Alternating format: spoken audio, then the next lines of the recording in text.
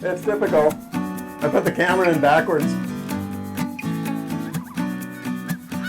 Hey guys, Rocky with Wild Edge Outdoors here, doing something a little different today. I'm down in Florida, taking a break from Idaho, getting some warmer weather, and going to be heading out Rookery Bay, and I'm here with Sean with Naples Outfitters. He's going to be taking us out. And what exactly is the plan today? Hopefully catch some fish. Well, that's kind of a given, but what are we going for? So always back in these backwaters, snook, redfish, snapper. It's winter time down here in Florida, so colder water. We'll see some trout, hopefully. We'll be targeting that with some white paddle tails. We also have some shrimp, because shrimp always works down here. We have an incoming tide. Once that water starts hitting those roots, we'll start targeting some rooted shorelines where the fish like to hang out. And then, yeah, hopefully have something big enough to pull us around the bay. Oh, that's cool. Yeah. We're looking really forward to it. And we're going out in Hobie kayaks. We're going to be going out in a Hobie Outback and a Hobie Revo. Yeah, we'll just have a good time and take you along with us.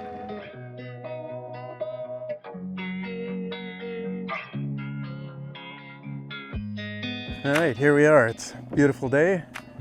It's about 80, 81 degrees and just a slight breeze so far. If you hear a little puttering in the background, that's the live well with the shrimp in it. Water's a little murky, but we got an incoming tide right now. All right, off we go. Might be shallow, it is a low tide, so one thing you can do on these Hobies is have a foot forward and a foot backward, and just that light little kick there is going to push you through that tunnel.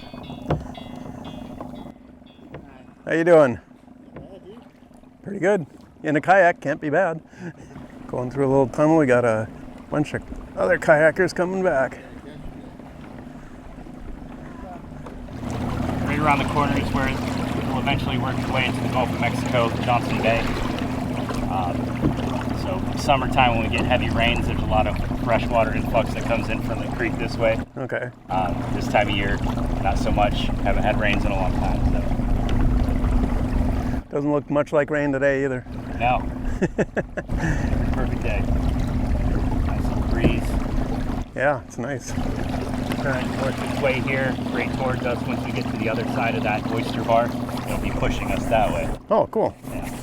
Once we get to the back side of that oyster bar, I think we'll cast around a little bit and see if we can find anything. That deep spot that I was telling you about, that's where it is. The way that these currents work, how it comes in there, and here it just creates a little vortex, and that's what kind of digs it out a little bit. That hole behind that oyster bar. Everything else in front of us where that boat's fishing, it's all pretty much walking from here, you know. Oh. It's probably about knee high, you know. This has a little bit more depth just because of all the current that runs through here. Sure. Once we get past all of this, it's all going to be fairly shallow waters. Deep enough for the Mirage Drive? Oh yeah. Okay, good.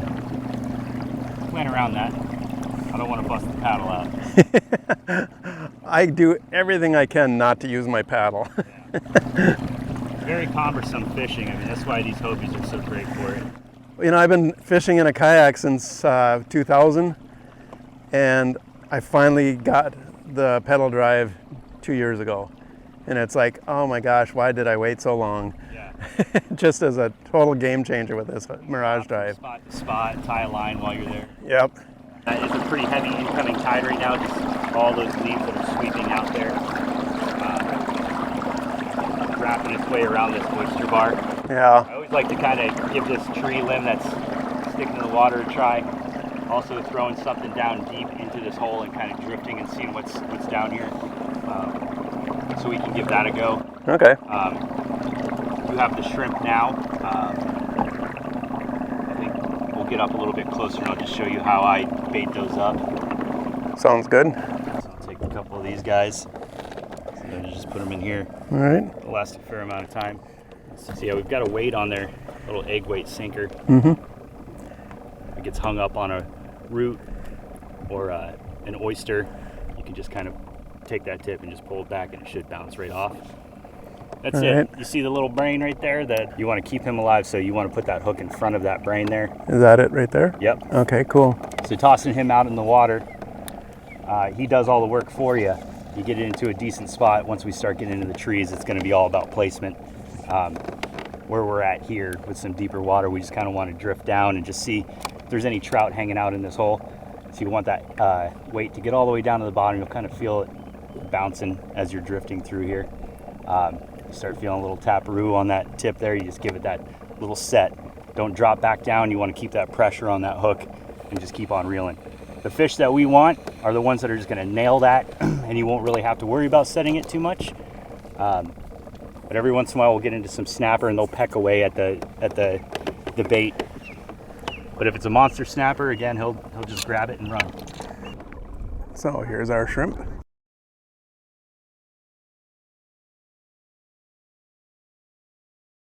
Go see if we can get into position here.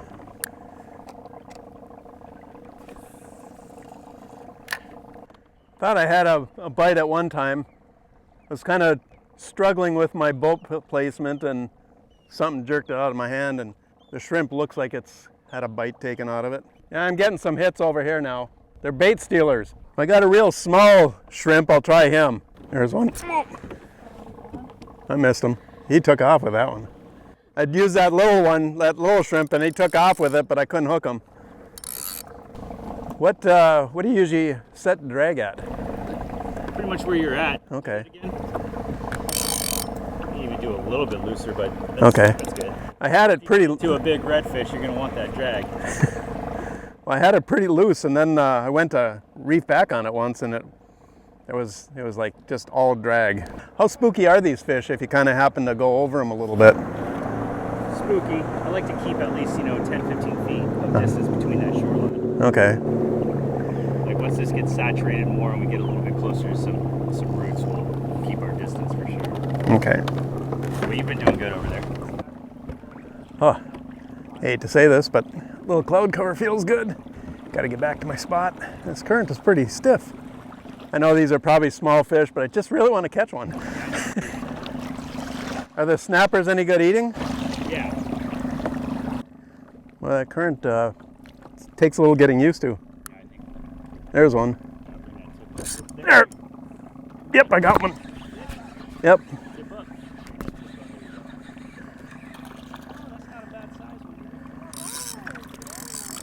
So is there anything pokey on these guys, the fins and? Yeah, the top fins. All right. Oh, perfect. Yep, that's how you do it. Yeah, kind of like smallmouth bass. Yeah. How about teeth? What do these guys got for Snappers. teeth? So they got Snap. two little fangs in the front there that you want to avoid getting. Okay. Bring your pliers into it. Yeah, they're behind me. I forgot to pull. Yeah. I said, yeah, I got pliers and everything, and then I put them way back behind me. I think I got this guy. There we go. You'll see right up in the front there, those two little fangs popping out. Yeah. You'll get hit once. And you'll remember? And then that's it. But yeah, so keeper size down here is, yep, Yeah. they do that. Okay. Keeper size for those guys are 10, whoa! There you go. Or what? Are 10 inches. Okay. Great table fare though. And it's probably one of our most plentiful fishes. I mean, they're always around our roots. Pretty cool. Yeah. You'll find them back here in the backwater, and they'll be a lot more darker, reddish, more maroonish.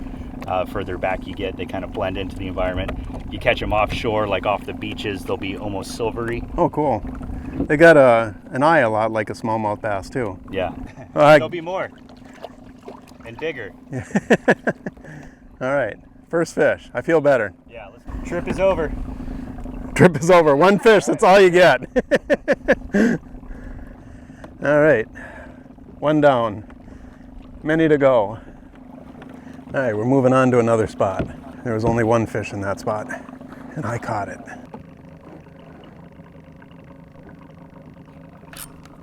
Got one.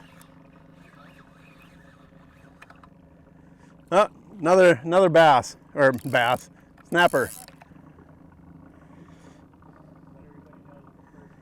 Let it go. All right, we'll just let this little guy go. They do hit pretty good though, for a little guy. Oh, he was there. These circle hooks, you don't have to set the hook, do you? Not too much, just like a whip of the wrist really. Yeah, I never fish with them, and it's so ingrained in me to jerk back on it. Yep. Well, this one's fighting a little more than the other ones were.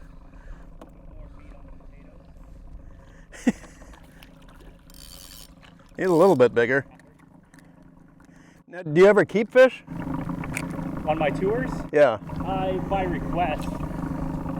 Typically the tours are people just kind of catch and release.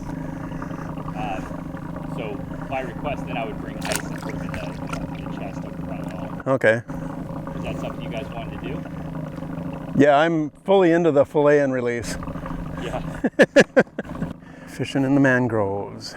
First time. Pretty cool. Okay, I see some more shade. Let's go give that a try by the shade. You got shade, but not much for moving water. Apparently they like moving water. That's, I think, the number one. Yeah, get back out in the current. Got it. Oh. Yeah, it felt pretty good because that time I didn't try to tarpon him. It felt like it had a little heft to it too. Yeah. Try and give you...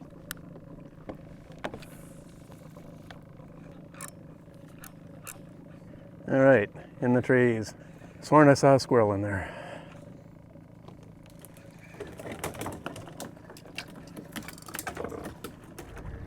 Gonna show us where the big fish are now, huh? Yeah.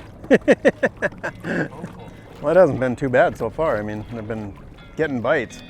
I've gone fishing in the winter before where I'm out there for days and nothing. Kind of funny how some of these places are, they all look the same, but some places seem like they're just full of fish and some places are not. Oh, got one. Oh, had one. All right, going through a little mangrove tunnel.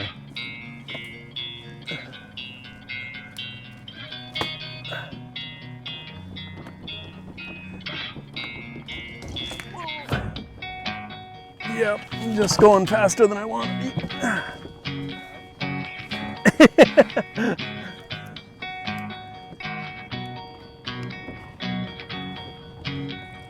Whee! That's fun. All right, just zigging and a zagging. Oh, is that what you're waiting for? Sure, if I didn't have the shrimp, you guys would just leave me behind. There we go. Whoa, that's a good one. Whoa. Whoa.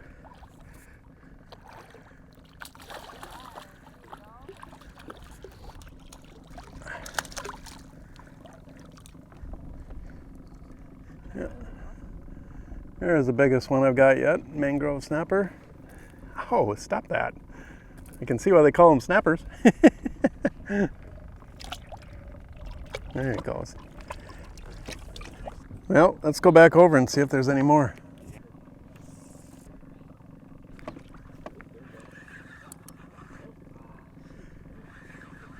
I got one on.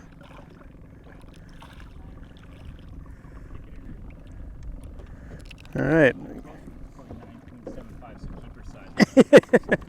10 inches. Yeah, he's real close. Oh, that one came out easy. There we go. Got to put him back in. The last one got me a couple of times when he was doing that little snapping thing. He poked his fins into my hand. That one got a little bit of poop on you too. Oh no! Oh, ick! Yeah.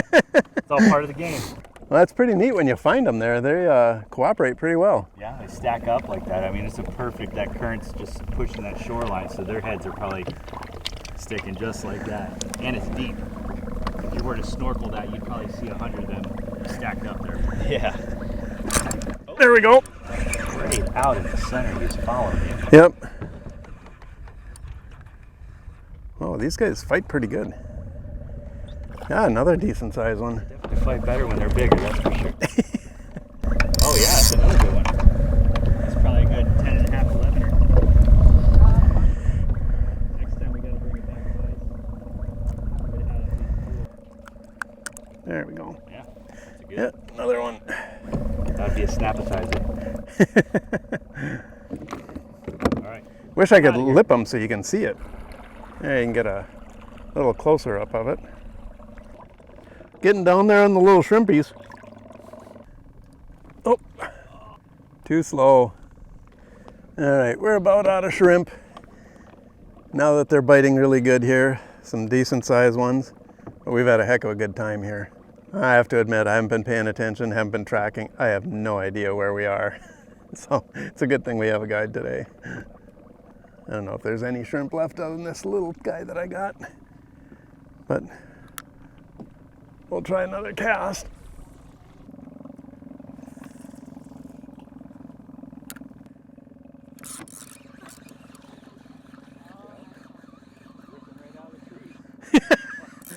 Wasn't losing that guy. Oh, I can tell big time that yours is way bigger than this guy. Oh, yep.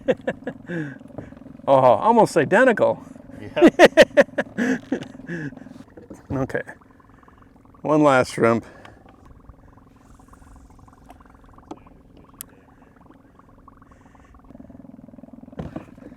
I just fed the fish. Last shrimp. I donated it. All right, so we're heading in after about 4 hours of fishing out here.